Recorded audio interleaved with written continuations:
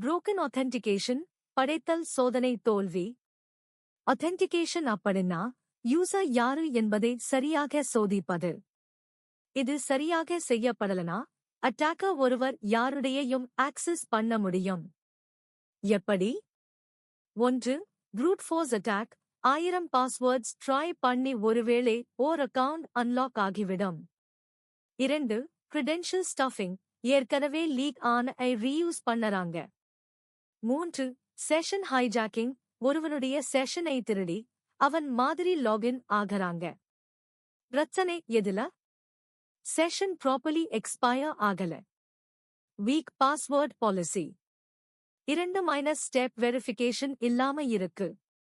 Login பண்ணிட்டு log out பண்ணலனா attacker அதையே யூஸ் பண்ணி ஆக்சஸ் பண்ணலாம். இந்த மாதிரியான authentication ப்ராப்ளம் இருந்தா நார்மல் யூசர் மாத்திரமல்ல அட்மின் அக்கவுண்ட் கூட ஹேக் ஆகும் அபாயம் இருக்கு. broken access control, அணுகல் கட்டுப்பாட்டு தோல்வி.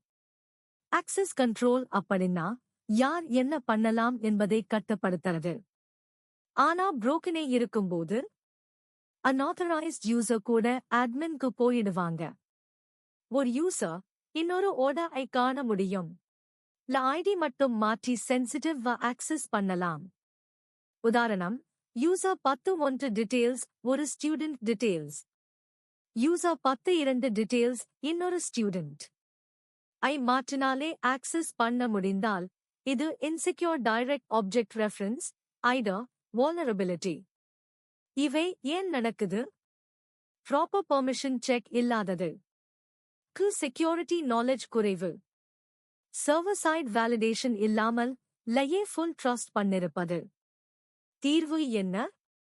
Strong authentication, password policy, multi-factor authentication, AMP.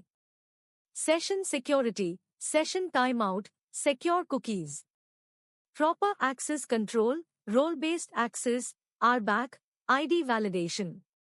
Security testing, manual automated penetration testing. முடிவில் ஒரு சின்ன நினைவூட்டல். authentication பாதிக்குது யாருக்கு லாகின் ஆகறாங்கன்னு. ஆக்சஸ் கண்ட்ரோல் பாதிக்குது லாகின் ஆன யூசர் என்ன பண்ணான்னு.